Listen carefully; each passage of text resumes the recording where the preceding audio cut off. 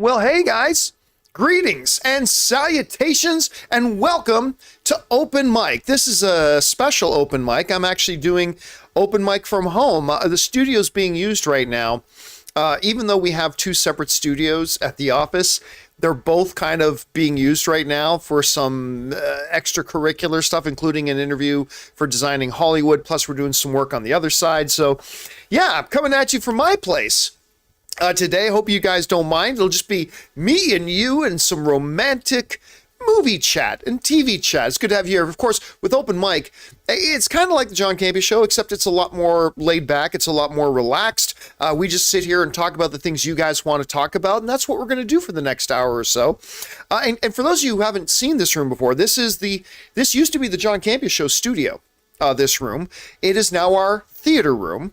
So I've set up a little workstation for myself in our theater room, and that's where I'm coming to you from right now. By the way, before we get jumping into the questions, just want to talk another second about the Black Adam reviews. You know, I've spent some time today. We talked about it obviously earlier today on the John Campea Show, and I spent some time today going through some more of the reactions and stuff like that, and it really is right around what I thought it would be. Like, the basic general consensus of Black Adam is it's fun. The action sequences are great. The Rock and Pierce Brosnan are great. And the story's not the best. And it's got a weak villain, and there are some script issues. But overall, it's a fun, good time, and it creates a good movie-going experience. And, you know, I know whenever there's a movie that we're looking forward to, we want to hear that it's the greatest thing ever. And that's obviously, for us as movie fans, that's completely unrealistic. But I mean, I'm pretty happy with somebody who has not seen Black Adam yet, but has been looking forward to Black Adam. You know, my fear was that we were just going to hear was just bad, because, you know, I didn't think the trailers were very good. So my fear was that we were going to hear that it was just plain bad, and that was going to crush my spirit. So honestly, for me, just hearing that it's fun, it's an entertaining time, The Rock delivers, story issues, weak villain, all that kind of stuff, okay. But just hearing that it's a good time, it's fun, it's a good movie-going experience, that's all I needed to hear. So for me, I'm happy, I'm excited, I can't wait to see this damn thing. And so I got my tickets already for next week. I'm sure a bunch of you guys got your tickets as well. So yeah, I just wanted to share a little bit of that. Okay, enough of that jibber jabber. Let's get into why we are here, which is to take your live comments and questions. If you want to get a live comment or question on, you can send in a super chat. We're going to leave the super chats open just for a little bit while longer, then we'll turn them off. And then once we get through all the super chats, we'll also just go into the regular live chat board there for you guys joining us live, and we'll pull some questions out of the regular live chat board. Okay. Let's get to it, shall we? We're going to start things off here with Daniel Vasquez, who writes, I'm seeing Halloween Ends in an hour. Really like the first two, so I'm hoping great things in this one. Gonna get a drink right now just in case it sucks. Yeah, and the word I'm hearing is not good on it. Again, I kind of gave up hope for it when I found out they were doing the split theatrical and Peacock release strategy. That to me tells me they don't have a lot of confidence in it. And then I really lost confidence when I found out that the review embargo for it, they were not lifting the review embargo until the day the movie came out, like literally hours before the movie came out. Then I'm like, well, that's a clear, obvious sign that the studio doesn't have a lot of faith in it. And I'm guessing, I'm going to go over to Rotten Tomatoes right now. Hold on a second. So what is it? I'm going to guess it's under 50%. Halloween Ends, Rotten Tomatoes. Let's see here. Okay, so right now, Halloween Ends. You know, it's higher than I thought it would be. It's at 47. I mean, I thought it would be under 50, but I honestly thought it'd be more under 50 than that. So with 62 reviews, it's 47. My guess, it'll probably dip below 40 once, you know, we get another 50, 60, 70 reviews in. But yeah, not terribly surprised. The only surprise I have is that it's actually a little bit higher than I thought it would be. And listen, I say that as somebody who loved the 2018 one. I loved it. I thought it was great. I really hated Halloween Kills. I thought it was terrible, but you liked it, and I'm glad that you did, so I'm not really surprised to hear what we're hearing out of this one so far. Okay, let's keep going here. Next up, we got John Birch, who writes, a Naked Gun film is in the works with Liam Neeson. Not sure how I feel about this one. John, how do you feel about the Hollywood's obsession with remakes? Seems like it's just getting out of hand.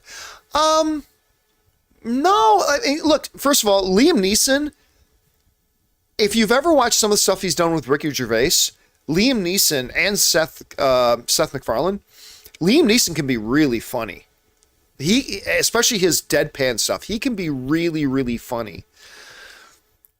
However, as far as your assertion that Hollywood's obsessed with remakes, we talk about this all the time, but I will say it again. Some of you know exactly what I'm going to say. That's a little bit of a myth. Because the reality is, and this is not an opinion, this is quantifiable, verifiable fact. There is more original film being made today than in any other time in Hollywood history. There is more original films being made today than any other period of Hollywood history. And when I say today, I mean like the last 5-year period. I mean, notwithstanding the pandemic and everything. Like in this era that we're in right now, more Hollywood movies are total originals than ever before in the history of Hollywood. Now, it's also true, because there are more movies than ever, that also means we're also getting more remakes than ever before too, absolutely. But the amount of original film far outnumbers the non-original films that get made by a very wide margin. It's just that, we pay attention to it, right? Like we hear about Jacob Slide, and it's like, we don't even think about it. But you hear Naked Gun remake, and you remember that. Like, we could see a list of 25 movies, and if 2 of them are remakes, we go, man, there's so many remakes today, right? Well, in actuality, when you look at the ratio of it, it's actually not that bad. So Naked Gun is one that is prime for it, actually. And again, some remakes are the greatest films of all time, so that's pretty good too. All right, let's keep going here. Next up, we've got Murray Reich, who writes, which show was more disappointing, Hawkeye or She-Hulk? She-Hulk was more disappointing. I'm not saying that it was worse. I'm not saying that She-Hulk was a better or worse one than Hawkeye was, but it was more disappointing because I honestly felt like She-Hulk had much more potential than I didn't have a lot of faith in the Hawkeye show. I didn't have a lot of faith in it. I didn't think the trailers for it were all that great. And so my expectations were pretty much in check for Hawkeye. And I didn't end up liking it all that much, but my expectations were in check. For She-Hulk, I thought the ceiling and the potential for She-Hulk was much higher. And so because of that, I got to say, out of which one was more disappointing, for me, I would say She-Hulk was more disappointing. So that's what I would say. That's just my take on it at any rate. All right.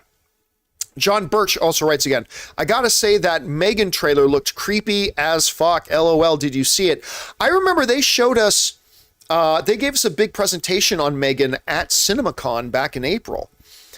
And if you guys are saying to yourselves, it sounds like they showed you guys almost everything at CinemaCon. They really did. That's why I love going to CinemaCon every year. They show us like 10, 15-minute previews of almost everything coming out that year. But I remember they showed us this preview for this Megan thing, and I didn't think it looked very good, to be honest with you. I thought it looked kind of boring, kind of predictable, and I kind of felt like I saw it 100 times before. Now, this version of the trailer that they just put out, I gotta say, is better than what they showed us at CinemaCon. So this new trailer has me more interested. All right. Next up, we got My Comic Planet, who writes, watch the premiere episode of Let the Right One In. I didn't even know they premiered that yet on Showtime, and now I'm totally hooked. Highly recommend. Of course, Let the Right One In is a remake, a TV series remake of, a couple of shots at movie versions of the story they've done before. I've been very intrigued by this one, My Comic. But again, I didn't even realize it was coming out yet. For some reason, I had in my head this thing was coming out, like, I don't know, maybe even in early 2023. I hadn't been keeping a track of the release date for it. So that's very interesting to know. Thank you for letting me know. I intend on checking it out. Thanks for giving me your appraisal of it. All right. My Comic Planet writes again, I can't believe I'm saying this, but House of the Dragon has now surpassed Game of Thrones for me. I love how it doesn't need action to still make an episode riveting. Yeah, look, you guys know, I completely adore House of the Dragon. I love this show. I think it's amazing. Every single episode to me has been fantastic. I am not ready to put it up over Game of Thrones yet. I think there's some recency bias for that because it's been years since we have Game of Thrones and now this is the shiny new thing in front of us. So I'm not ready to do that yet because I think Game of Thrones also managed for many years to make scenes feel thrilling and exciting and heart-pounding without there being any action going on in it, right? It was just always all this intrigue and character and drama, and it was just amazing the way to do this. So I am not remotely, I don't think we should remotely be saying that House of the Dragon is over Game of Thrones. The Game of Thrones is the single most celebrated, pop culturally influential television show in history.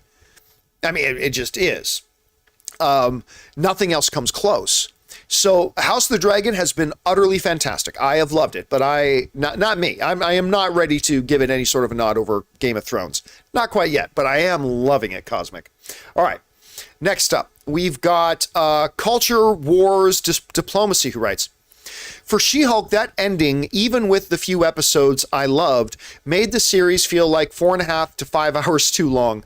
When you lie to your audience, you better be right, and it didn't work. I'm not quite sure what you mean by lie to your audience. I don't think anything about She-Hulk lied to its audience. It just failed to be funny. And, you guys have heard me say that now for about a month. It's just a show that failed to be funny. And if you're a comedy that isn't funny, then you got nothing else. You got nothing else to fall back on, because your primary job as a comedy is to be funny. And She-Hulk just wasn't funny. It had its moments, the twerking, the Daredevil's Walk of Shame, a few other moments. Even this latest episode, the premiere, or I should say the finale, had a couple of pretty good jokes in it, actually. But overall, it just was far too little, far too in between. And you're right, the way they the whole Hulk King storyline was just made pointless by the way they ended it. Very, very confusing, man. Very confusing. All right, thanks for that, Culture Wars. All right, next up, Tim Platt writes, after watching the finale, I think they should have concentrated more about making the show actually about She-Hulk than combating online trolls. No, I disagree with you. I think the show was definitively about She-Hulk. And look, whenever you have a primary character, the character is going to be doing something. And part of the analogy of She-Hulk was the culture of online trolls. But it wasn't about online trolls. It was about She-Hulk. I mean, with all the problems that I have with She-Hulk, one of them is not the fact that they didn't make it enough about She-Hulk. It was clearly a She-Hulk show. I would propose, Tim, that what they should have done more of and concentrated more of is actually bring in seasoned comedy writers. Because I don't pretend to know who the writers were on the show. Apparently some of those in the finale were actual real writers on the show, but they clearly didn't get anybody with experience in writing comedy. I said this on the show today. I said, the MCU has lots of experience of injecting comedy into their mythology movies, but it's a different thing to actually be a comedy. And Marvel is great at injecting humor into their films and stuff like that. They've done a very, very good job of that for the most part. But it's a different thing to actually write what is supposed to be, at its foundation, a comedy. And they clearly don't have a lot of experience at it, and they did not do a very good job with it with She-Hulk. And here's hoping that next time they get people with more experience in that area. Again, I'm not pretending that I know everything. I don't know who those writers were. Maybe they were experienced. It just felt to me like they weren't. But who knows? I could be wrong about that. All right. Next up, Sidious Swift writes, I'm hearing cautionary tales about dynamic poses damaging hot toys over time. Any truth to that? Is it certain materials only? I have heard that, Sidious, when it comes to the costuming and the clothing on hot toys. I remember when I bought my first couple of hot toys, I got some cautionary things about that, but not so. Listen, if a hot toy can make a certain pose, then it should be totally fine. Like if you're taking arms off and making it contort and do things that it was never meant to do, then you might be in trouble. But I think if you can pose a hot toy a certain way, it should be fine. But do be cautious of the materials on the clothing, because sometimes I've heard stuff like that can wear. Again, Rob would be much better at answering that question than me, but that's, if I remember correctly, that's what I heard. All right. Talking entertainment rights. Spirited gave me Holmes and Watson vibes. Now, of course, Spirited is the trailer for the new Will Ferrell and Ryan Reynolds, that Christmas movie they've got for Apple TV Plus. It's going to be in theaters, I think, for a couple of days. I don't know about that. Holmes and Watson was terrible.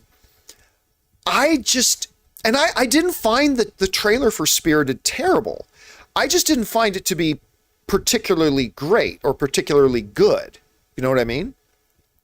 So I didn't personally, I mean, I'm not saying you're wrong. I'm just saying I didn't personally get those vibes myself. I kind of felt like those are two different things. I hope it's good, though. I actually have a lot of confidence it's going to be good. I just didn't love the trailer. That's all.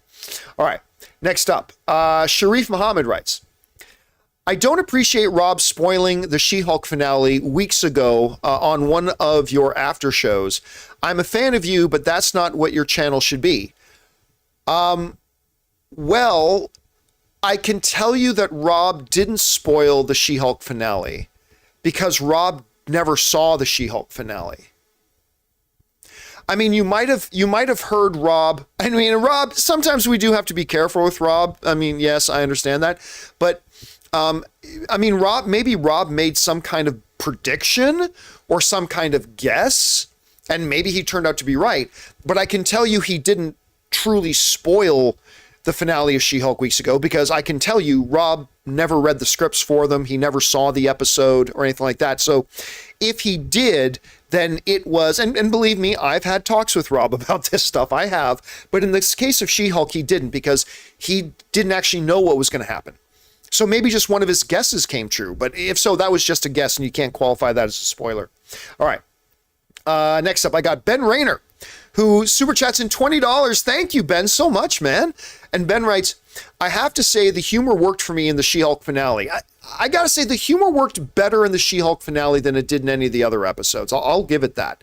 I was laughing from start to finish. I love the finale. The fourth wall break was great. She-Hulk for me is my third favorite Disney Plus MCU show. The X-Men joke was awesome. 4 out of 5 for me. Yeah, listen, I clearly, Ben, I don't share your optimistic appraisal of the She-Hulk finale, but I will agree that I think it was the funniest of all the episodes.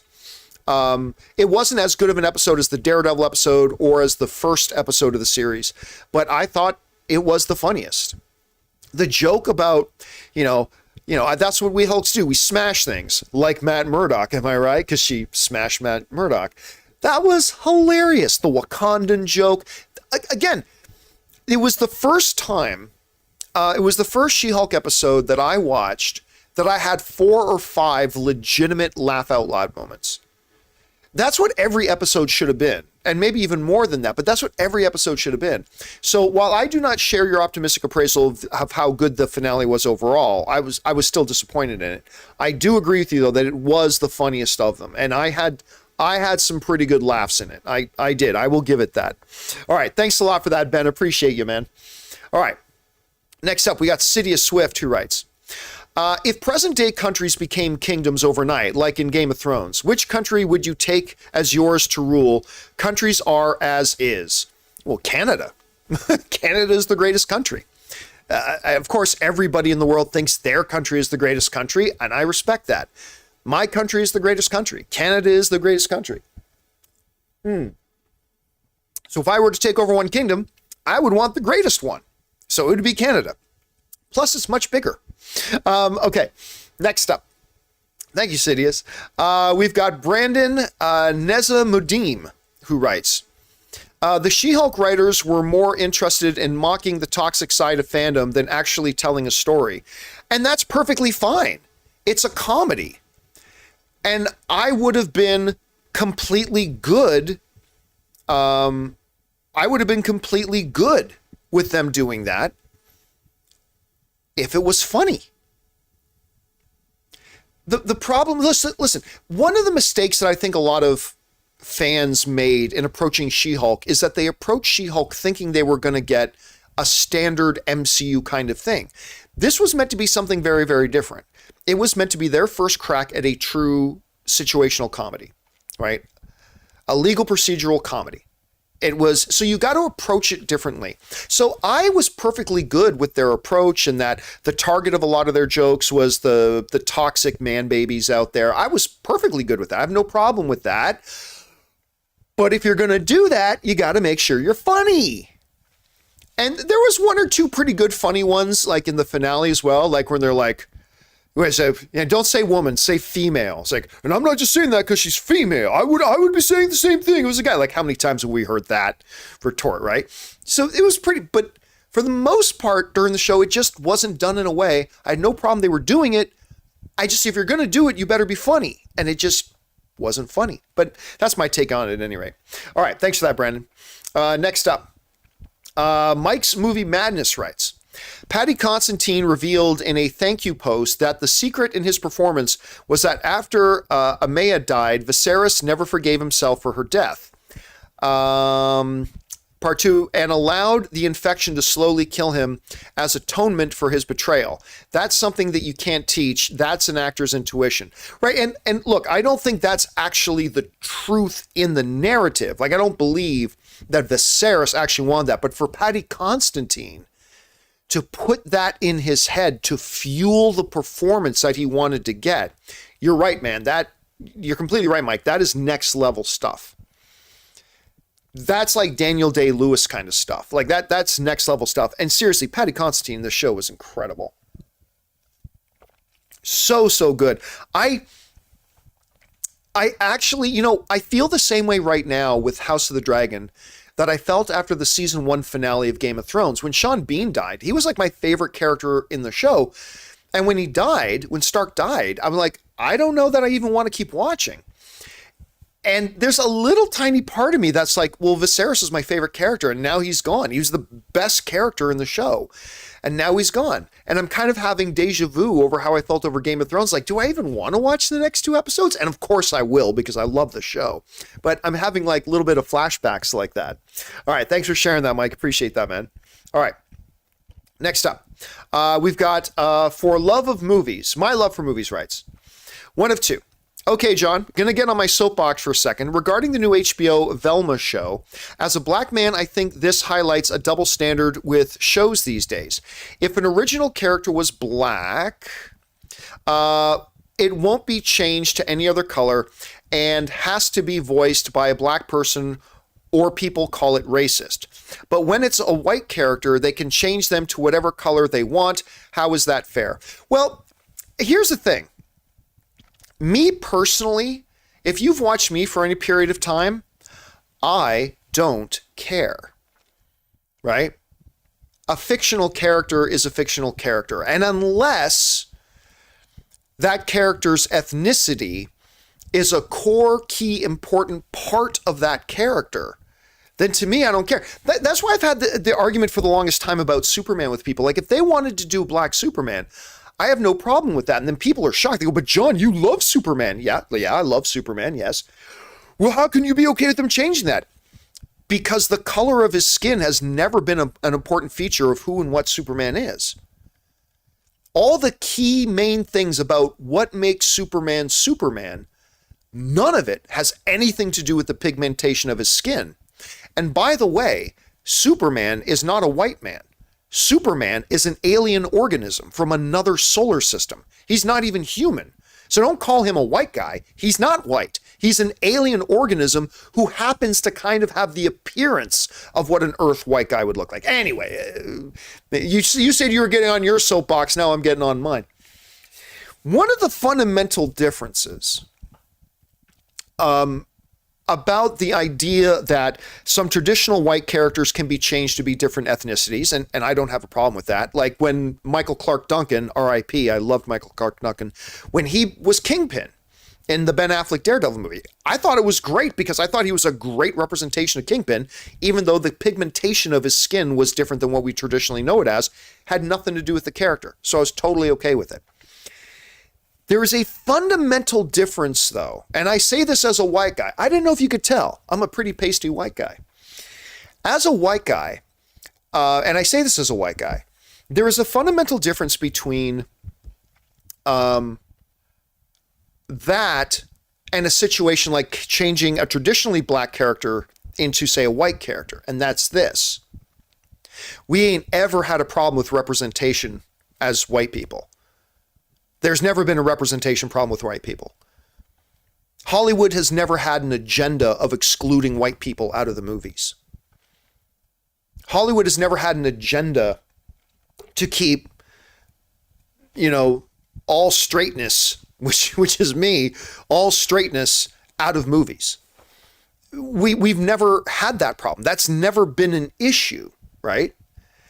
And so the same can't be said for a lot of other people groups, because Hollywood has had for almost 100 years an active, strong, exclusionary agenda.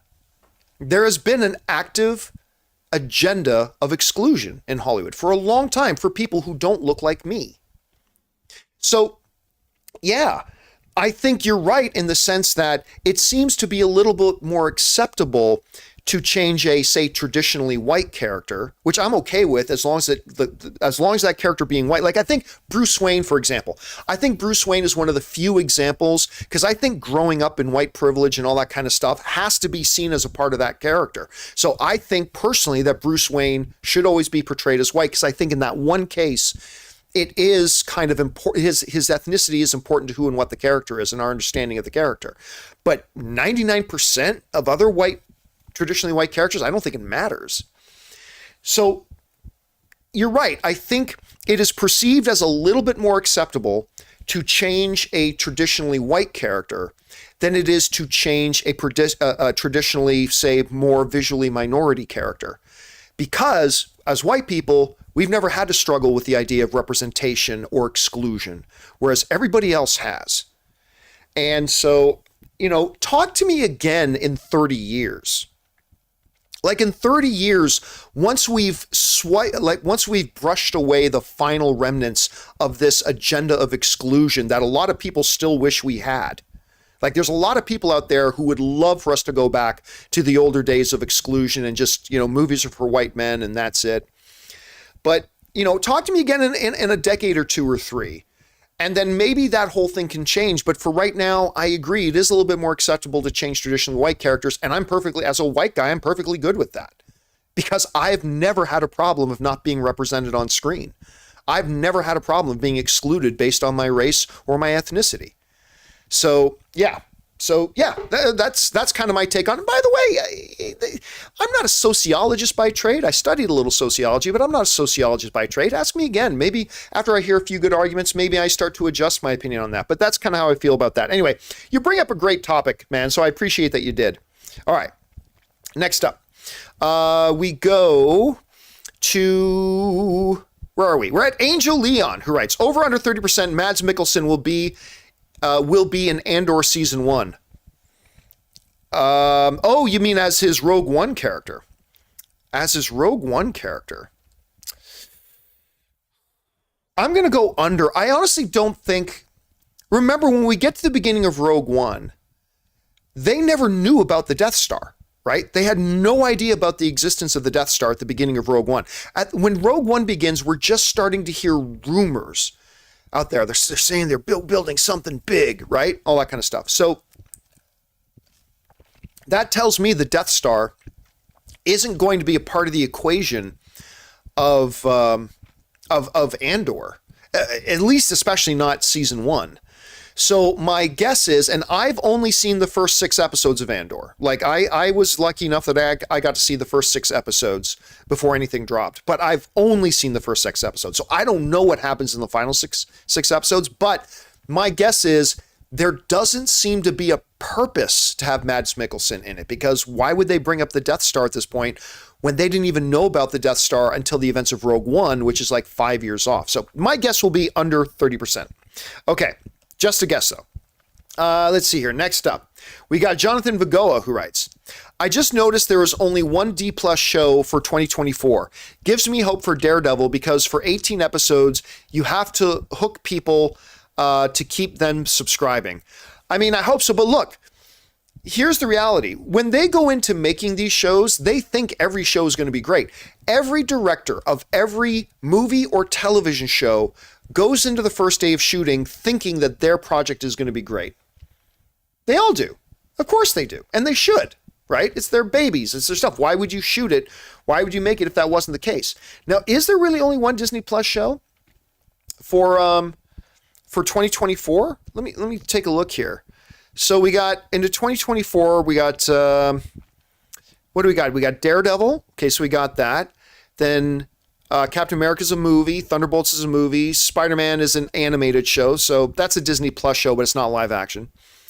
We got Blade, which is a movie. Marvel Zombies, again, that's animated, so we won't count that.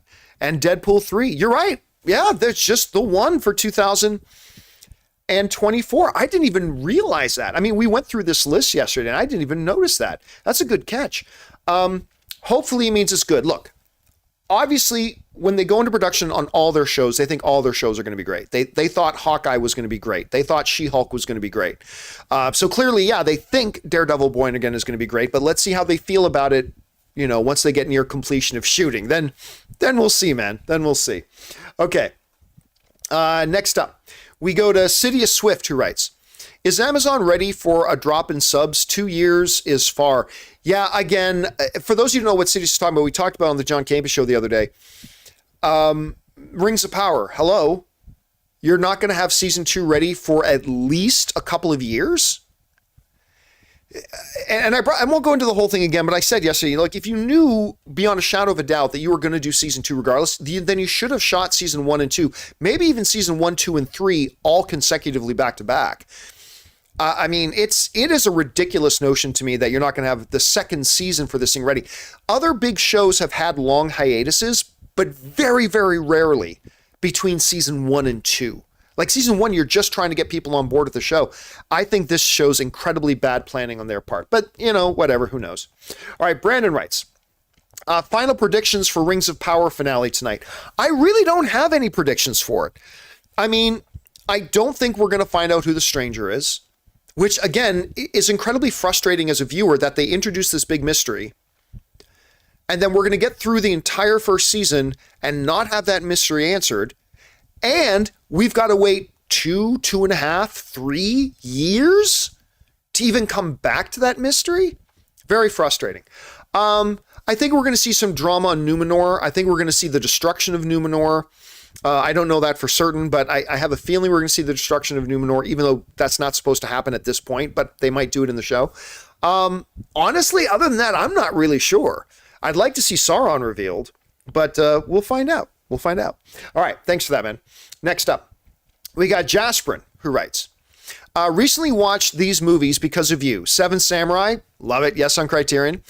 There Will Be Blood, greatest lead performance by an actor in history with Daniel Day-Lewis in that. And Man of Steel, the most underrated comic book film of all time. Rewatched after 9 years, and I love Man of Steel. Man of Steel is one of these films that for me just gets better and better every time I watch it. I honestly feel like it gets better every time I see it. And I've seen it a lot. I love that movie. Thank you, Henry Cavill, and thank you, Zack Snyder. I freaking love that movie. So, and of course, Seven Samurai, all-time great. The Daniel Day-Lewis performance, once again, in There Will Be Blood, I think is the single greatest performance in movie history. So I'm glad you had a chance to watch those, man. All right. Next up, we've got My Comic Planet, who writes, Olivia Wilde said, "Don't worry, darling" scenes overshadowed the film. Slams media firestorm. We didn't sign up for a reality show. Sorry, Olivia, but you were actually a part of that mess. Yeah, listen, you guys know I am a big Olivia Wilde fan, right? I love Olivia Wilde. I had a chance. I was very lucky to have a chance to meet her in Las Vegas. I got to sit down with her for a good 15, 20 minutes, just talk to her one-on-one. What she did with Booksmart was amazing. I love that film. I love Olivia Wilde. I love Olivia Wilde. You guys know I freak out about her all the time. But if you're going to say we didn't sign up for a reality show, then Olivia, you shouldn't have made it a damn reality show then. Because you're the one who made it a reality show. Like, all the nonsense. And look, I don't know which parts are verified and which parts are completely true, and I'll probably never know. We'll all have our guesses, but we'll probably never know the actual, facts of all the situations. But listen, when you start doing things on set and you start talking about former cast people who aren't former there, and they've got the receipts to show that you're not telling the truth, and you've got your own cast members that have beef with you and all that kind of stuff, guess what? We, the audience, we, the online pundits too, we're not the ones who made it a reality show. You did. And I say this as somebody who loves you. I love Olivia Wilde. But you're the one who made it a reality show. You're the one who turned Don't Worry Darling into Don't Worry the Kardashians edition. You're the one who did that, not us. We're simply talking about the shit that you started and the shit that you caused. And don't get me wrong, I'm putting that responsibility on Olivia Wilde. I cannot wait to see what she does next. I didn't like Don't Worry Darling very much, didn't live up to its potential, but I cannot wait to see what she does next. She's clearly a very gifted director. I want to see her bounce back from this, but yeah, Olivia, you're the one who caused the situation. Don't blame the people around you. Don't blame the people talking about it. Like, if I decide to go on the John Campea Show tomorrow, stand at my desk and yang out my impressively sized Italian dick and wave it around at the camera, well, then I don't get to get mad at everybody. Why is everybody just talking about me whipping out my dick? Why are you talking about it? You shouldn't be talking about that. You're making this a circus. No, that would be on me. That would be my fault for doing it in the first place. Anyway, that's kind of my take on it. All right, let's keep going here. Next up. Roy L. writes, the She-Hulk finale was very entertaining. Not at all what I thought they were going to do. Definitely stands apart from all the other Marvel shows. Oh, listen, I'll give you that for sure, Roy. That's why I've always said I love what they were going for with She-Hulk. And it does completely stand alone as being very unique amongst all the Marvel shows. It's the first one that's truly meant to be that kind of a comedy. I kind of like what they did. There was a number of things they did in the finale that I liked. A number of things that I really didn't like. But again, it's one of the more impressive episodes because, also more of the jokes landed in this one than they did in the previous ones too. So anyway, yeah, there's that. All right. Thanks for that, Roy. Next up, Marley Villasenor writes, it sounds like a Targaryen name. Do you think it would have benefited Andor to release 3 episodes every Wednesday? No, absolutely not. I'm loving the show, but I do feel that every 2 out of 3 episodes are ending abruptly. Small nitpick, though. I'm okay with abrupt episodes ending. I have no problems with episodes ending abruptly. What I don't like is season finales ending abruptly. That part I don't like. Now, I said this on the John Campea Show earlier today.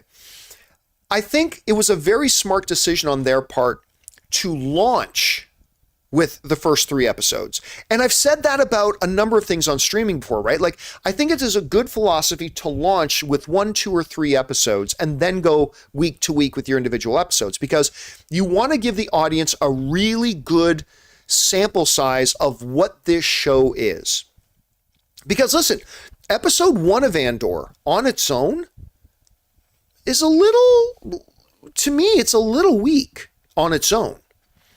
But when I sat down and watched it in a series of 6 episodes at once, or for a lot of people to watch 3 episodes at once, that gives you a much better sample size of what you can expect from this show moving forward. So I'm all for launching with 2 or 3 episodes, but I don't think it would have served Andor well. I think they're being served much better by having 1 episode per week, have the pop cultural conversation keep going on about it. People keep talking about how good this show is, all this kind of stuff. I think that serves it much better. So you don't have to agree with me, and I'm sure many people don't agree with me, and that's totally cool. But for me, I think this approach is much better.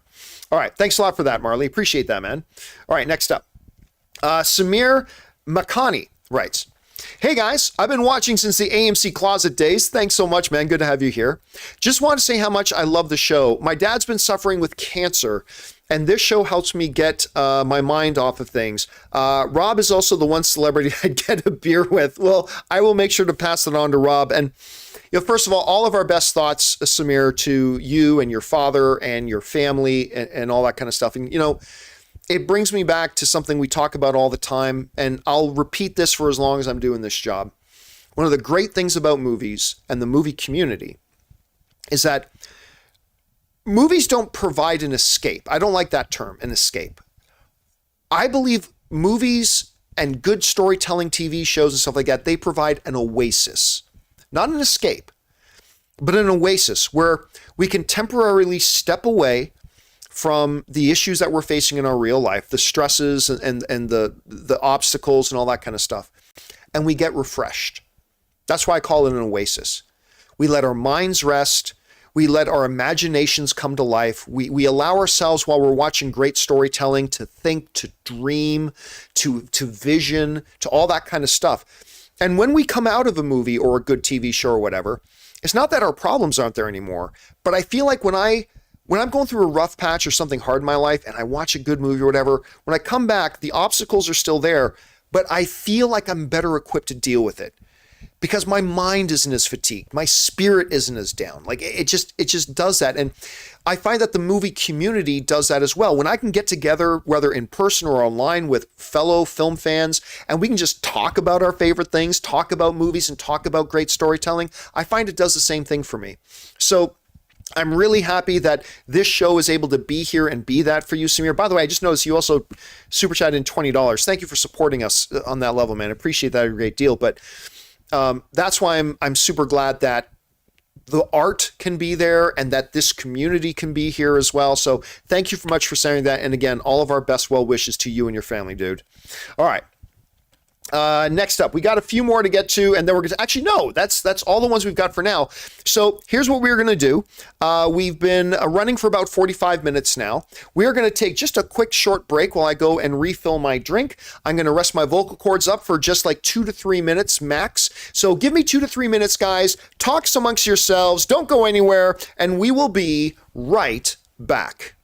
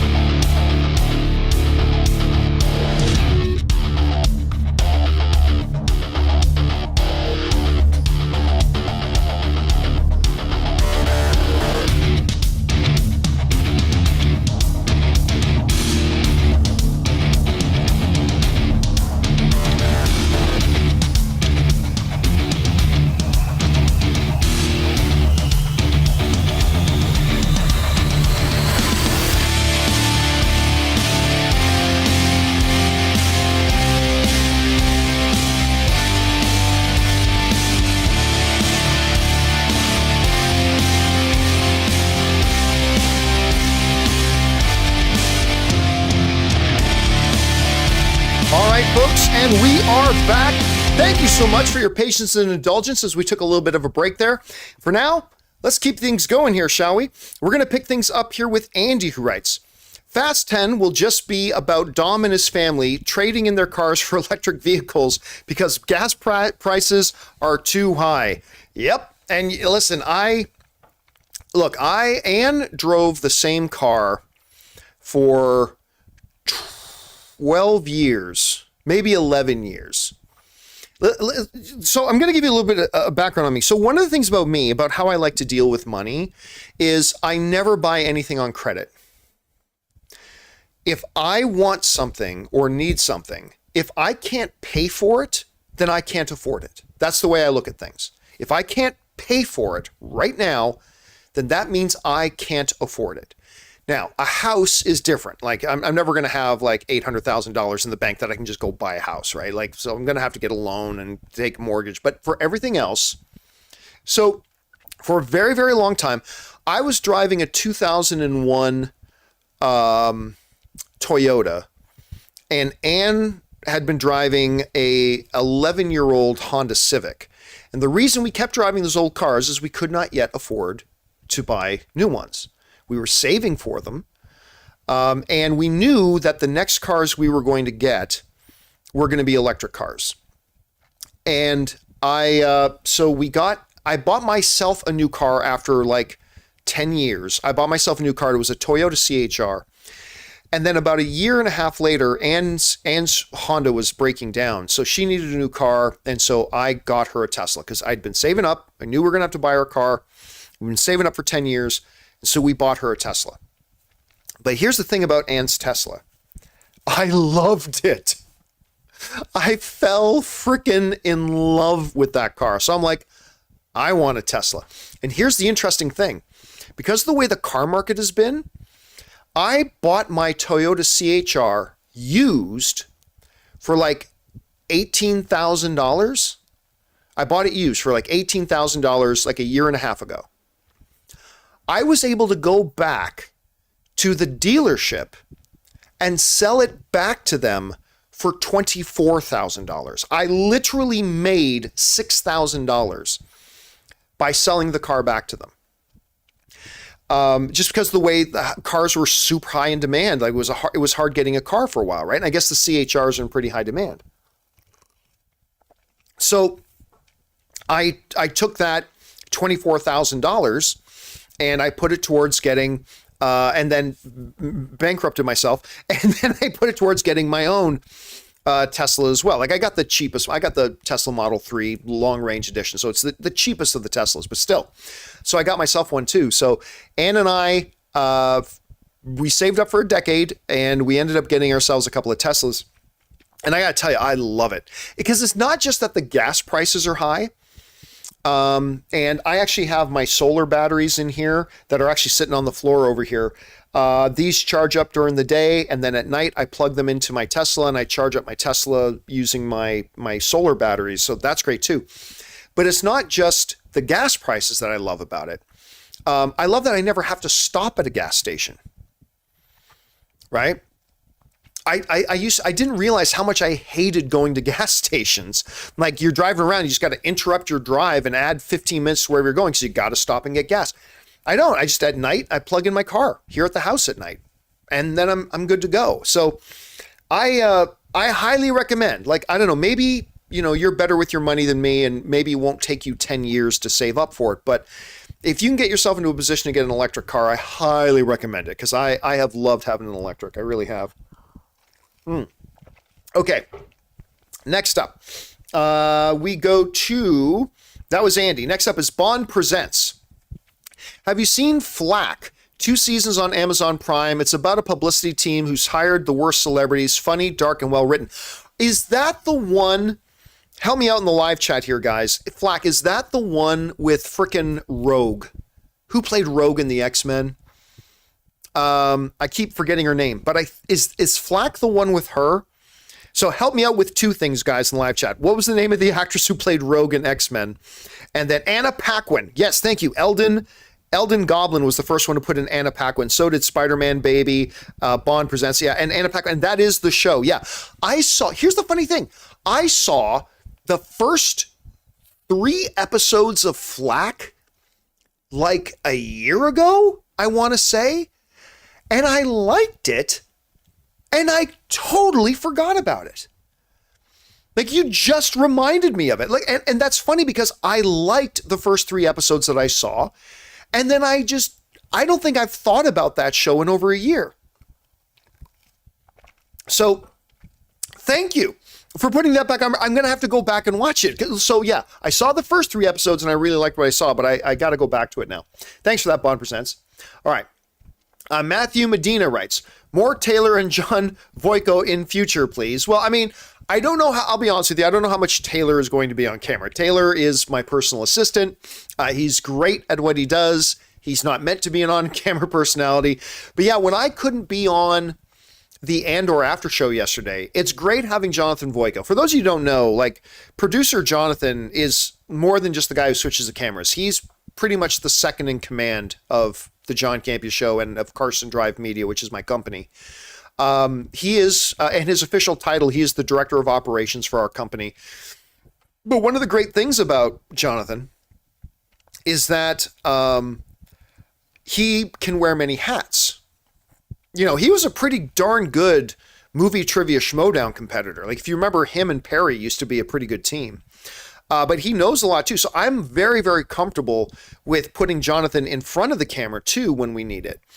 So that's one of the great things about Jonathan. All right. Thanks for that, Matthew. Next up, Fry Minis writes, hi, any thoughts on C? Series finale tomorrow. I did not, like, you guys know I'm a big Jason Momoa guy. I love Jason Momoa. I did not like C.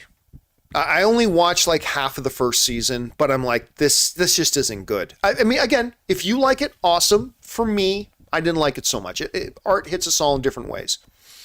And it's funny too, because I think it's like the only Apple TV show that I didn't like. Is like, I've liked almost everything else I've seen on Apple TV, but yeah, I tapped out of C like into the first half of the first season. It just wasn't for me, unfortunately.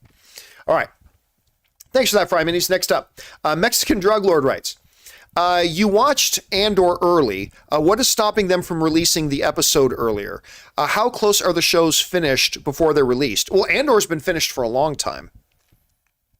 But they have their plan. Like, it's not just, oh, it's ready now? Oh, let's just put it out. No.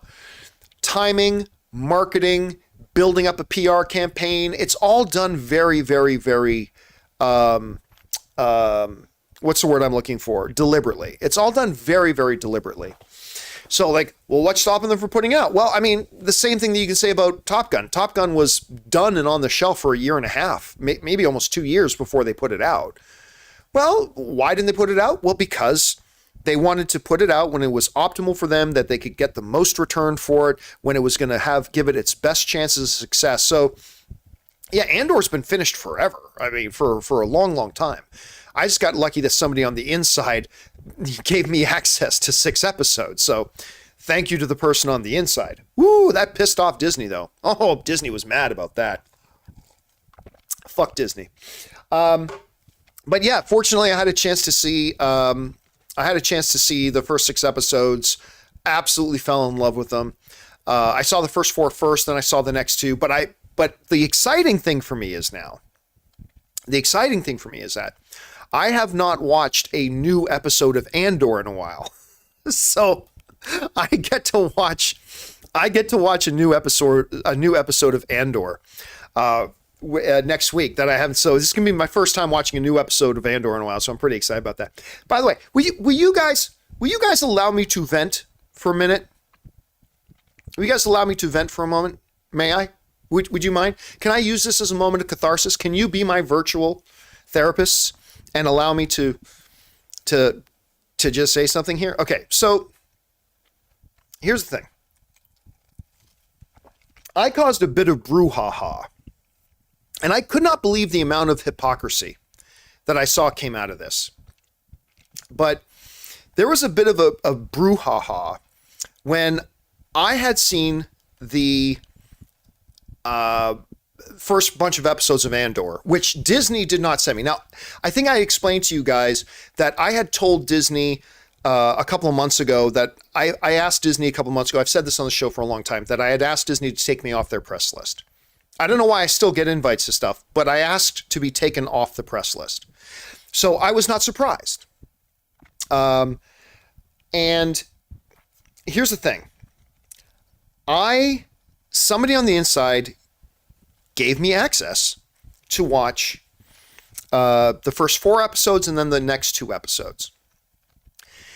Now, Andor was under embargo till a certain day. Let's say the embargo lifted on Wednesday or something like that, right? And to me, embargo is a very, very important thing. Embargo is very, very, very important. But here's how embargo works. When the studio gives you something, like access to a press screening or something like that, the agreement is, we let you come to this, and you agree not to talk about it until the embargo date. That's an agreement that you're making. And your word is important. And that's why I completely believe in embargo, and I think embargoes are important. However, it is important to note then that if you get a piece of information that the studio does not give you, or you get something that the studio did not, you are in no agreement with the studio. None. So because I did not get my access to, say, Andor from Disney, I was under no embargo. I was in no agreement with Disney. I had no such agreement with them at all. None. And so the day before the embargo lifted for Andor reactions, I went on Twitter and I said, I like Andor, it's good. That's what I said. I like Andor, it's good. So I said, I didn't give any details of Andor away. I just said, you know what, Andor's really good. But that's what I did. I got on Twitter, I said, Andor's really good. That's all I said, right? Well, some people lost their minds. Absolutely lost their minds.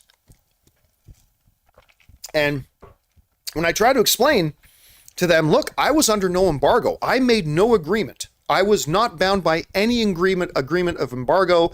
There was no such arrangement with me. I got that information in a different way, and I got on Twitter and said, hey, Andor's good. That's all I said. Well, then I started to get some of these crybabies say, well, whoever gave you that information, whoever gave you access to those shows weren't supposed to give it to you, therefore you shouldn't have said it. I'm like, really? Really? Okay. So are you telling me every time your outlet breaks a scoop or breaks a story, that's perfectly fine? Because I guarantee you, every time a scoop gets given, it's because somebody at a studio who wasn't supposed to give you information gave you information, and then you wrote a post about it, or you made a YouTube video about it, or you made an article out of it. You take advantage of and profit from somebody giving you something you're not supposed to have. Oh, but that's okay. That's okay. No, here's the thing. It is perfectly okay. If you're not under any embargo and you made no agreement, if somebody at a studio decides to slip you something and then you get on your website, your podcast, your blog, your YouTube channel and say, I have received information of this. Well, of course you're reporting information that you weren't supposed to get, but that's the game. That's the game we're in. As long as you're not like spoiling everything or whatever, it's perfectly fine. So guess what? I had somebody give me information, give me something. They allowed me to see the first 6 episodes of Andor. I was under no thing, and so I used my privy to get up and say, hey, I saw Andor. It's really good. But oh my God, there were some people who were so pissed their pants mad that I got to say, hey, I saw Andor. It's good. Before they did, oh my God, it was crazy. Seriously, this industry I'm in it's just filled with some of the greatest people. Like the industry I am in is filled with some of the greatest people. It's also filled with some of the most pathetic. But, whatever. It is what it is. Okay, let's keep going here. Sorry, I haven't vented about that, but I hope you don't mind. I took that opportunity to cleanse, to breathe it all out into the universe. So there it is. Anyway, let's keep going here. Next up. Let's see here. Hopefully that explains that, though, Drug Lord, about, yeah, they were ready to go, but you don't just release something when it's done. You release it when you think that is the appropriate time to release it, and you can release it in a time that gives your show or your movie the best chances for success. And sometimes that means releasing it a month after it's done. Sometimes that means releasing it 2 years after it's done. So yeah, there's that. All right. Our friend Tim Platt writes, tonight, my Caps, your Maple Leafs. May the better team win. Happy return to hockey season, John. I know the hockey season is back. I am so happy. Toronto's coming to Anaheim not too long from now. I'm going to get tickets to go see that. Hey, listen, it's a long season. It's an 80-plus game season.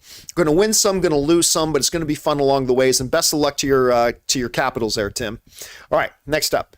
Alan Ling writes, I muted the She-Hulk segment on your show as I only got to watch the episode now. I give them props for being really bold with their take. I don't know how I feel about it, though. It's interesting for me. Listen, I'll tell you what.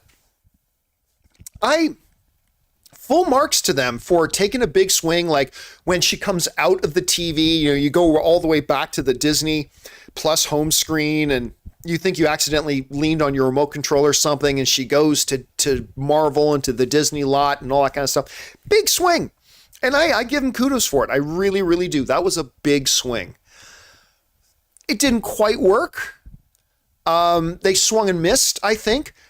But we as fans are constantly asking our storytellers to take big swings. And that means I think that we as fans should give a lot of credit even when they miss. And I give them credit. I really, really do. I give them credit for taking a big swing. Again, it doesn't change the fact that I didn't think they connected or hit it out of the park. But hey, you know what? I want them to take big swings. And they did. It didn't quite work, but that's okay. That's what taking a risk is. If something is a sure thing, then it's not a risk, right? If something is a guaranteed success, then it's not a risk. We ask our storytellers to take risks. The storytellers of Marvel took some risks with She-Hulk. Didn't work, but I applaud them for taking the risk. I really do. Even though the show disappointed me, I applaud them for taking the risk, and I want them to keep taking risks. Because it's when you take risks, big risk, big reward, right? Sometimes it means you strike out. Sometimes it means you knock it out of the park. So I want them to keep doing that. All right. Next up, Cinema Reviews writes, why do you think there seems to be a 6-episode limit on Disney Plus shows, but a few shows like She-Hulk and Andor get to have 9 and 12? Honestly, I don't know. I hate this 6-episode format. Because it doesn't even feel like a show gets a chance to really get rolling. Right? Say what you will about She-Hulk, but like the last 3 episodes ended up being some of the better episodes. I mean, not the one with Man-Bull, but you got into your Daredevil one and the finale, which I still was disappointed with the finale, but they had a couple of wins in the finale. They had a couple of really good moments in the finale. So the 6-episode thing, I don't know. So I don't know what their rationale is. I don't know if it's a Bob Chapek thing that says, hey, make these big characters so we can have all the toys and the IP and blah, blah, blah. But we don't want to spend too much. Keep it to be like 30, 35-minute episodes and keep it to 6 episodes. I mean, I don't know what the rationale is, but I'm really hoping with Daredevil getting like 18 episodes, with She-Hulk getting 9, with Andor having 12, I really hope they're moving away from the bloody idiotic 6-episode format. At least I hope so. All right. Next up, Mr. Hank Dunn writes, I showed my girlfriend The Sixth Sense, and she had no idea what it was about. She loved it, and I forgot how great the movie is. It actually gets me to cry. I mean, Sixth Sense, listen, people forget, because it has become cool, and I include myself in this, I do. It's become cool to bag on M. Night. Like, I refer to him as the Sham Hammer. By the way, I don't mean Sham Hammer as an insult, by the way. I just think that's my nickname for him, the Sham Hammer. But M. Night Shyamalan, it's just accepted that he's not very good and all that kind of stuff. But we forget, and I'm guilty of this too, he made some damn good movies early in his career. And Sixth Sense is absolutely one of those damn good movies. With one of the greatest twists ever in history. One of the greatest twists ever in history. And it's not just the twist. See, some people look back at Sixth Sense now because it's such an old movie now, but we look back at Sixth Sense and we just think of it as the movie with the big twist, but the whole movie is great. Like, it's a really, really solid film. So I'm glad you agree, man. I'm glad you agree. Okay, next up. Who was that? That was Mr. Hank Dunn. We now move to McCory213, who writes, why does it seem like Sony can't make a live-action Spider-Man movie without Marvel's involvement? Madam Web and El Muerto are getting movies, but why not Spider-Man 2099 or Spider-Man Noir? Because why would you go into if you're Marvel, why would you go into any kind of deal with Sony where you're giving up a lot to be able to make the live-action Spider-Man movies, right? Why would you do that if Sony's just also going to make Spider-Man movies? It devalues your property. That's why, not many people know this. For a very, very brief amount of time, I was into local concert promotion. This was when I was in high school, right? And I learned that there were territorial deals. You would sign an act to come, let's say this one time I booked a local high school auditorium and I booked a band to come and play at this high school auditorium. It was like a 700-seat auditorium. And part of the deal is that band agrees not to play within 100 miles for at least 30 days. Or 50 miles. They couldn't play another venue within 50 miles within those 30 days. So, because why would people come to my concert that I'm putting on? I was in Hamilton. Why would people from Toronto make the drive out here if these guys were just going to go and play in Toronto next week? Right? So a lot of acts you would have these territorial provisions.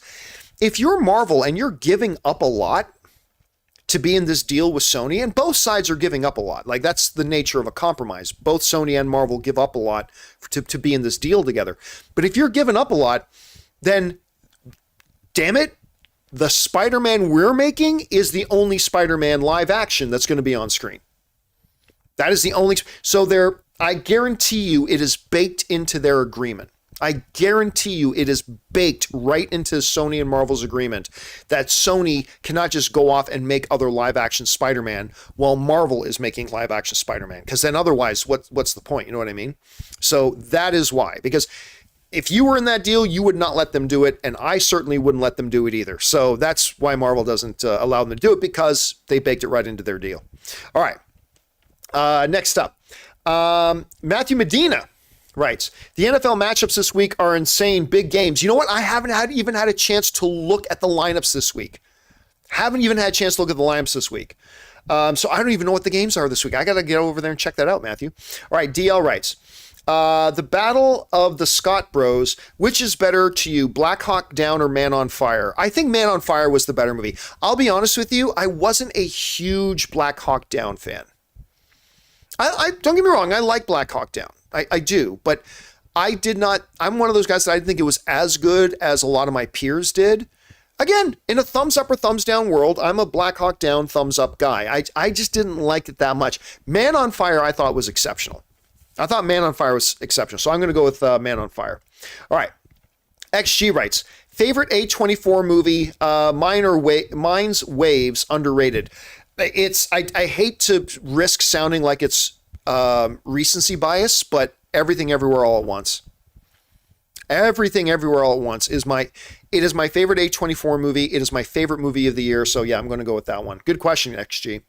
Cinema Reviews writes, Furiosa is set the same date as Kingdom of the Planet of the Apes. One will most likely move, but man, that'd be a killer double feature to have. I'm not convinced that they have to move. Listen, a lot of us forget, when we go back to 2019 and earlier, it was not unusual for two big movies to open at the same time. And look, I know we all remember why am I freezing on the latest Road Warrior movie?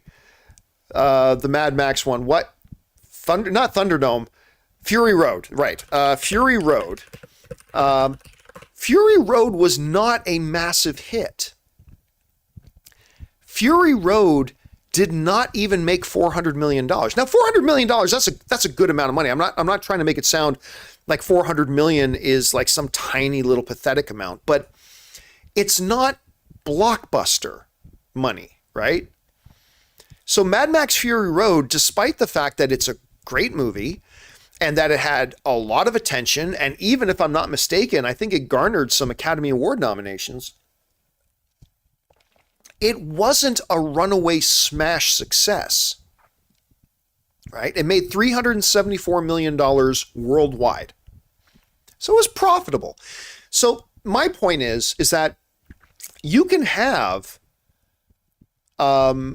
these movies, like prior to 2019, it was not uncommon to have several big movies, not necessarily two huge blockbusters opening on the same day, but it wasn't uncommon to have two big movies open on the same day. And I don't know that the new Planet of the Apes movie is going to be a bona fide blockbuster. It might be successful, but I don't know if it's going to be a big blockbuster. And Fury Road wasn't that big, so I don't know that one of them has to move. I'm looking forward to both of them, to Furiosa and the Planet of the Apes. I'm more interested in Furiosa. But I honestly don't think one of them has to move. This isn't like what was it? I think it was going to be Justice League and Civil War. What was it? Was it Batman versus Superman or was it Justice League? Either way, it was one of them and Captain America Civil War were scheduled to open on the same day, right? That's lunacy, because those are two huge, massive blockbusters, right? You couldn't have those on the same day. So obviously one of them had to move. I think it was Batman versus Superman. So one of them had to move, right? This is not that case. I don't think this Planet of the Apes movie or Furiosa are Civil War or Batman versus Superman, right? They're smaller films compared to those big blockbusters. So I think they can live on the same day. So, I mean, maybe they move, but I don't think they have to. That's just my take. But you're right. It's going to make for a good doubleheader. Very, very interesting doubleheader. All right. Next up, Jared Vester writes, it feels like people's opinions on Viserys changed after episode 8. From what I saw, people didn't like them, but after episode 8, it seemed like everyone loves him now. Everybody should have loved him right from the damn frickin' beginning. Viserys has been the best character on this show, in my opinion. Best character on this show, in my opinion. The character's been amazing. He's been a good king.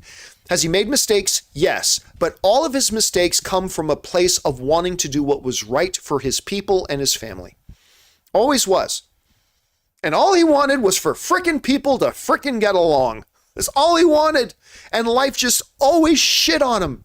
Every episode was a new way for life to shit on Viserys. And everybody should have come around a lot earlier than that. I love that character. All right. Thanks a lot for that, Jared. Next up, Fry Minis writes, how do you feel about Alamo Drafthouse Theaters? I have mixed feelings because I have a problem with the owner, but I'm not going to go into that specifically. That being said, they do some things really, really right. There's zero tolerance policy for phones in their theaters. There's zero tolerance policy for people being a disruption in their theaters. The amount or the limited amount of trailers that they play, the high quality concessions that they often have. Listen, I have some issues with Alamo Drafthouse, I do, but there's no denying they do some things really, really right in the movie theater space. They really do. All right, next up, where are we at? We're at Andy, who writes, The Rock is bringing in the most powerful character in DC who's been sidelined for far too long. That's right, he's bringing in the Condiment King. Yeah, I remember. So I put on the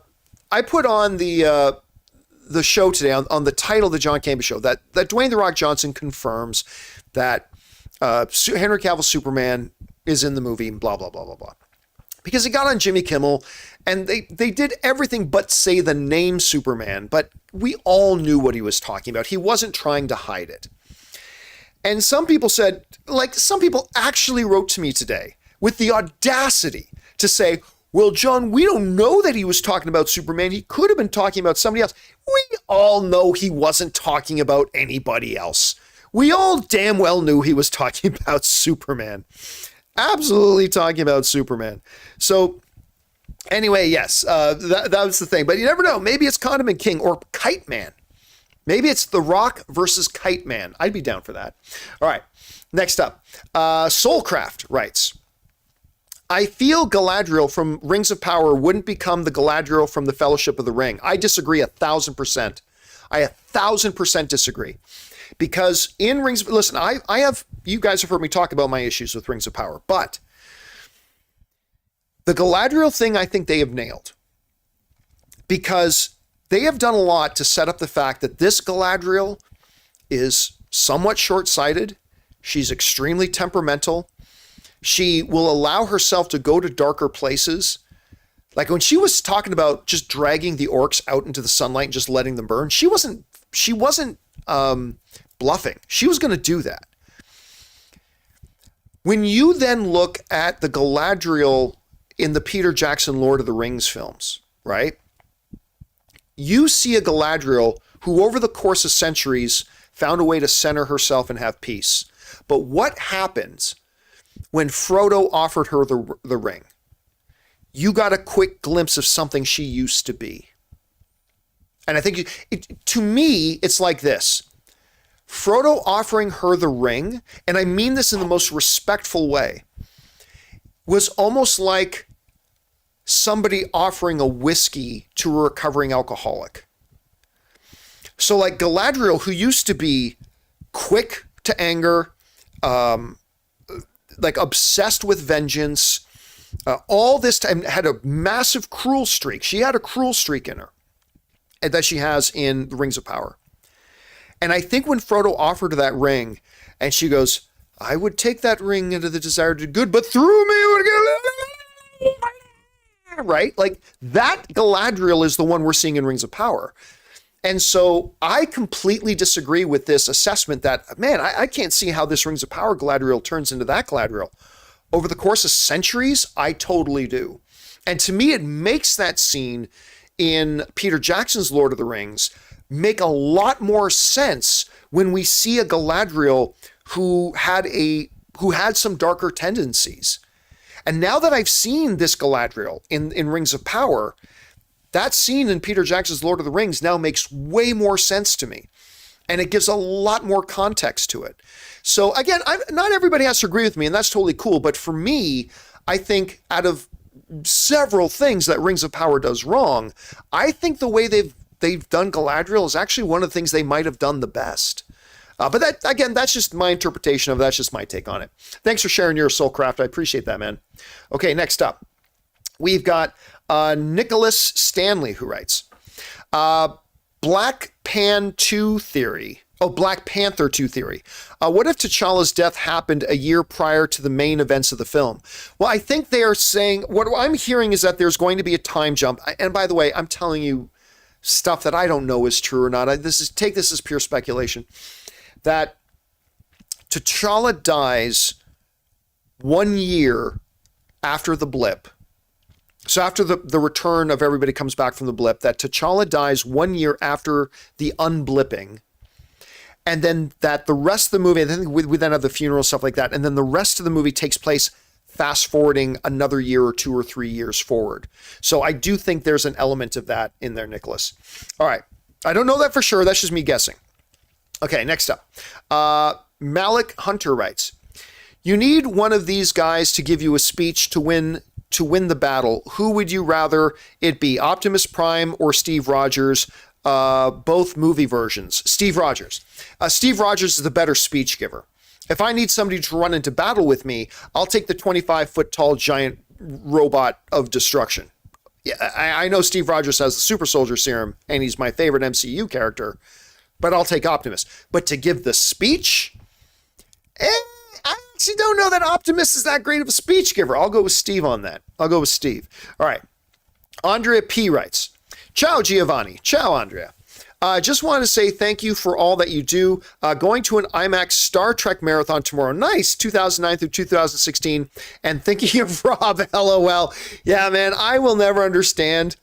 And that's fine. It's all film is subjective. It hits us all in different ways. Rob and I get into it all the time. I do not understand his irrational hatred of the of the Chris Pine era of Star Trek films. I think they're great. Into Darkness was their weaker one. I still enjoyed it though, even though it is their weaker one. But I think that the first one they did, the first Star Trek, the third one that Simon Pegg wrote, I thought that was great. I really like that era of Star Trek films. I really do, but Rob really doesn't.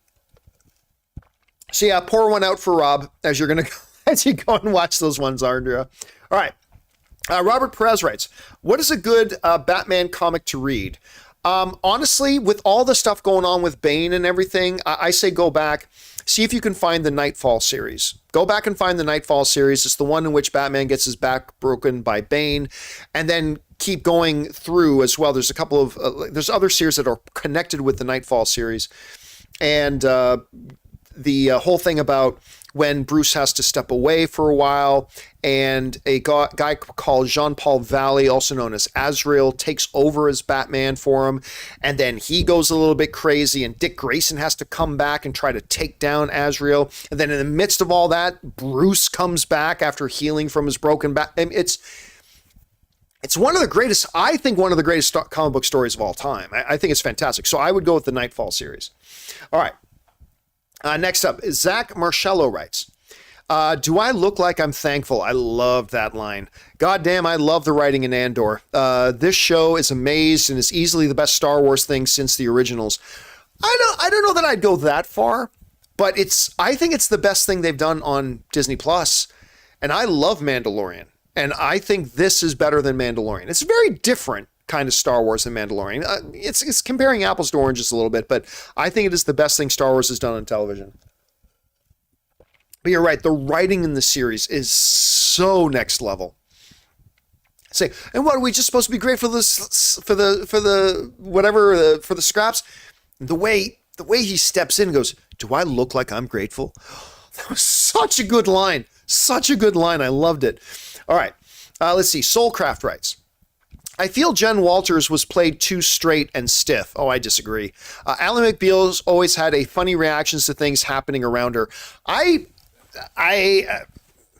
listen, man, it's art. It all hits us in different ways. So it hit you one way, but I got to tell you, it hit me in a very, very different way. I don't agree with you at all. It's okay. We don't have to agree. That's all good.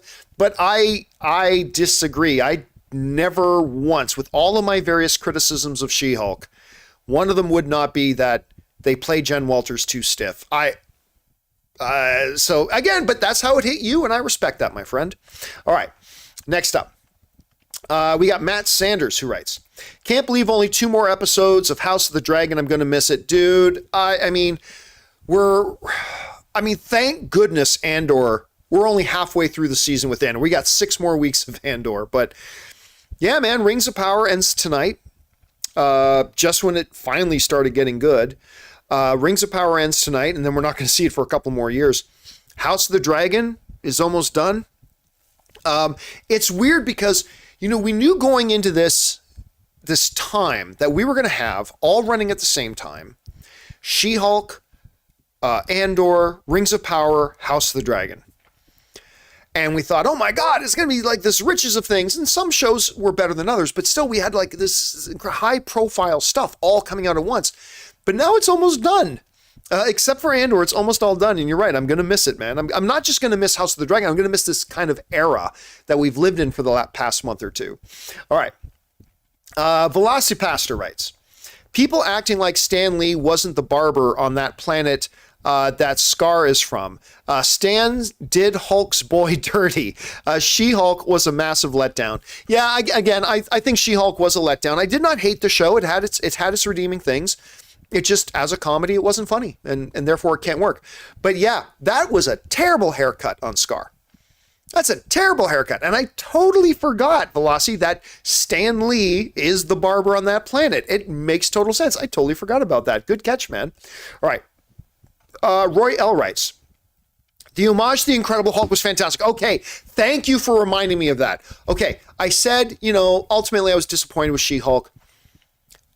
Maybe the best thing that this show did, and maybe some of you were too young to recognize what was going on, that opening of the finale, that homage the opening of the Bill Bixby, Lou Ferrigno Hulk TV series like perfectly.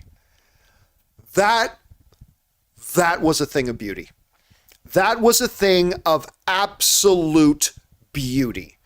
And so if I'm going to sit here and talk about how, they undid the whole Hulk King thing, they kind of made it all pointless, and it's a comedy that's not funny, then you got to give it its credit when it hits it out of the park. And I'm so glad you brought that up. I totally forgot about that. That opening was fantastic. That was a fantastic opening. Right from the beginning, it put a big smile on my face to set up the episode. I mean, it's too bad it didn't follow it up all that greatly, but my God, that was a fantastic opening to that. So full credit to them for that. Full credit to them for that. All right, next up.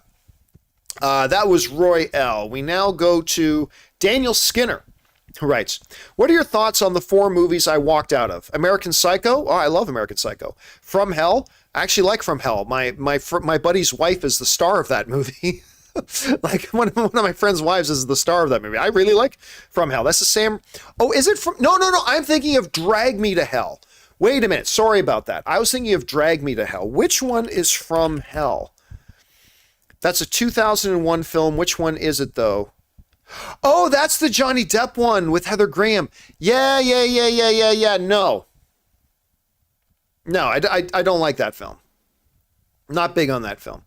Let's see. From Hell, Crank. Oh, I freaking love Crank. I love Crank. I love Crank and Crank 2. And Grown Ups. Oh, yeah, I didn't like Grown Ups at all. But I really like American Psycho, and I love Jason Statham's Crank movies. Love those movies. But hey, man, they didn't work for you. That's totally fine. All right. Next up, we go to, where are we at? We're at B-Town, who writes, what's good, OG Campea? I rewatched Horrible Bosses the other night. I forgot how funny that movie is. What's your opinion on the Horrible Bosses movies? First one, gold. I mean, not like top 20 all-time greatest comedies, but I really like the first Horrible Bosses. I think it's really good. I enjoy it quite a bit. The second one, not so much. The second one has its moments. It does. It absolutely has its moments. But honestly, for me, the second one, not so good. It kind of reminds me a little bit of Analyze This and Analyze That. Like Analyze This, Billy Crystal, Robert De Niro, is great. It's fantastic. The second one, not so much. Kind of the same thing with The Hangover. The Hangover is great. The second one, not so much.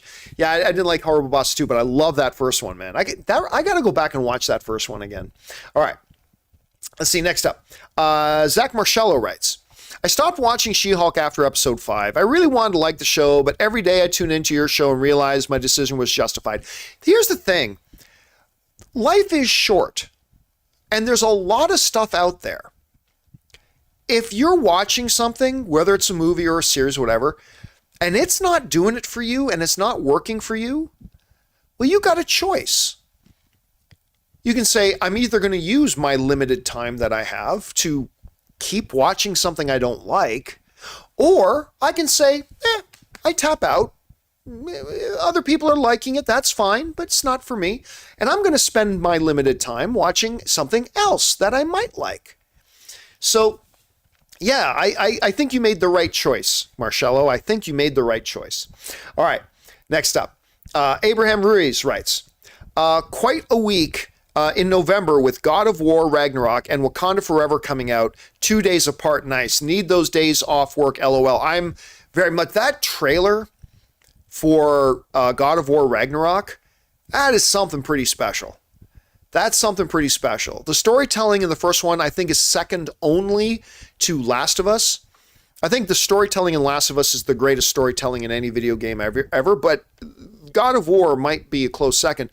But I cannot wait for that, as well, obviously, as Wakanda Forever. Very, very stoked for it. All right. Pastor writes, how do you put She-Hulk next to Winter Soldier and Cap? I don't feel like you can, and I don't want that to rub off on Daredevil. I can't vibe with the way you're looking at it. Like She-Hulk, the character, it's a great character. And even in the show, I think it's a great character. It just wasn't a funny show. You put She-Hulk, this She-Hulk, Tatiana Maslany's She-Hulk, into a movie or something where different writers are writing it, I think it could work very well. It's hard to imagine, yes, but it would be a new set of writers. It would be a new set of all this kind of stuff. So I don't think there was anything inherently wrong with the character of She-Hulk in the show. I don't think the character of the She-Hulk was the problem with She-Hulk. I was thinking it had writers who didn't know how to be funny, but well, whatever. That's just me. All right. Next up, Spencer Smothers writes, Game of Thrones always had the large set pieces of the season in episode 9. Do you think we will see a similar model for House of the Dragon this week? I don't know if it'll be this week or if it'll be the following finale, but yeah, we're going to get a big set piece. I don't have any insider information on it, but I'm just as a fan speculating. I have very little doubt that we're going to get at least one big major slobber knocker of a set piece. Where we're going to see dragons fighting dragons. I think we're going to get one really big impressive set piece. I think we are at any rate. I might be wrong, but I'm just guessing. All right. Let's see. Abraham Ruiz writes, what types of keyboards do you use? I use, what is a Crom key? Let me go to this. I'm trying to remember the name of the brand. It's the Crom key, Chrono key. I can't remember the name of it. The Chrono key something or other. It's a mechanical keyboard. I absolutely love this keyboard. I bought one for my office over at the studio. I loved it so much that I bought another one immediately. So I've got it here. Keychron, thank you, Javin Lowe. The name of it's Keychron. Keychron. I freaking love this keyboard. It's actually been my favorite keyboard I've ever used. And now Anne wants me to order her one. I just saw on Amazon Deal Days. They've got it on sale right now. So yeah, that's the keyboard I currently use. All right. Let's see. Next up, we got Frankie Gouge, who writes, did you see the Megan trailer? Probably crap. Hell of a trailer, though. Yeah, we were talking about this a little bit earlier. They showed us, I saw this big preview for it at CinemaCon, and I wasn't all that impressed with it. But this trailer is a different trailer, and I thought it was a pretty good trailer. I agree with you. The movie's probably not going to be all that good, but I thought this trailer was at least a lot better than the preview they showed us at CinemaCon. I thought the trailer was pretty good. All right. Velocipaster writes, Friday night 2011 rules, watching now. I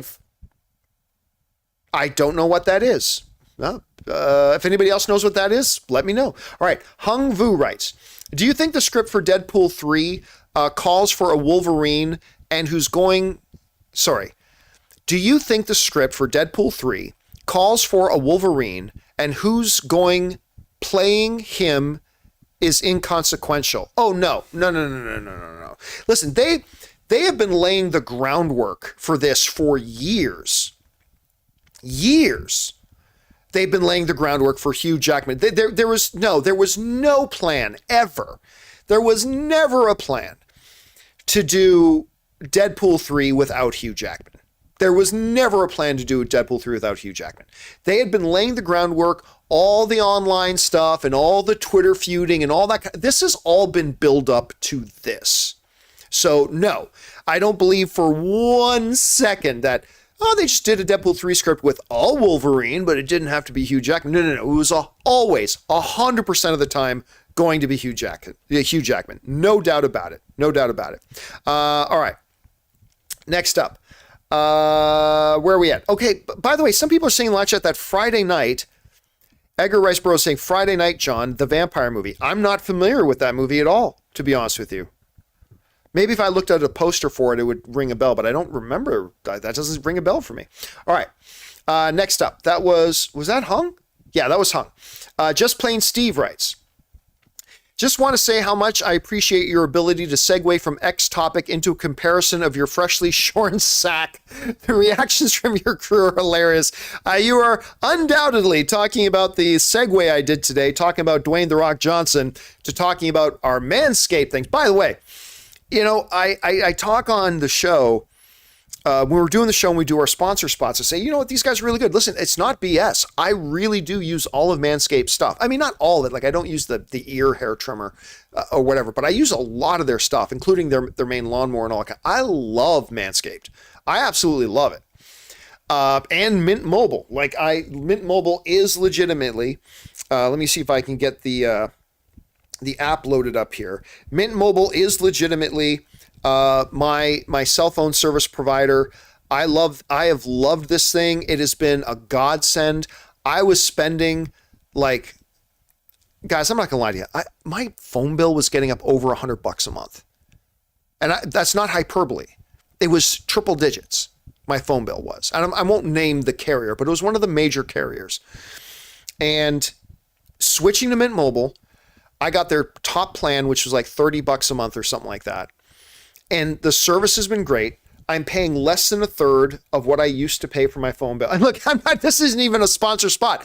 Mint Mobile is not sponsoring this episode of Open Mic, but I legitimately love them. When we talk about HelloFresh, Ann and I literally, I'm pointing that way because that's where our kitchen is. Ann and I literally make HelloFresh 1 or 2 days a week. We love HelloFresh. I stand by every single one of our sponsors.